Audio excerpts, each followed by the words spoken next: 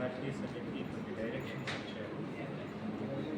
Water vehicles acts provisions comply చేయడానికి వాటిలో ఒక డైరెక్షన్ ఏంటంటే లీగల్ సర్వీస్ అథారిటీ కూడా వైట్ క్యాంపెయినింగ్ చేయాలని చెప్పి ట్రాఫిక్ రూల్స్ గురించి, అలాగే ఈ యాక్సిడెంట్స్ మేజర్ యాక్సిడెంట్స్ జరుగుతున్నప్పుడు వాటిలో నియర్లీ 90% డెత్ కేసెస్లో టూ వీలర్స్ యూసేజ్లో హెల్మెట్ నాన్ యూసేజ్లో ఎక్కువ డెత్స్ ఉన్నాయని చెప్పారు.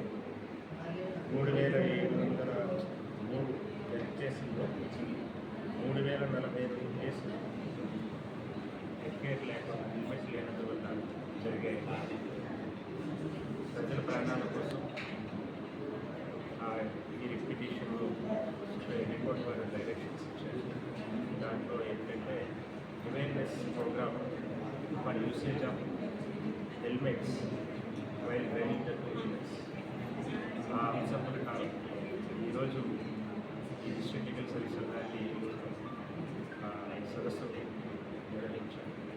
దీంట్లో పాల్గొన్న వాళ్ళందరినీ భక్తులు ప్రకటించిన వాళ్ళు అందరూ ఎక్స్చేంజ్ చేసుకున్నారు.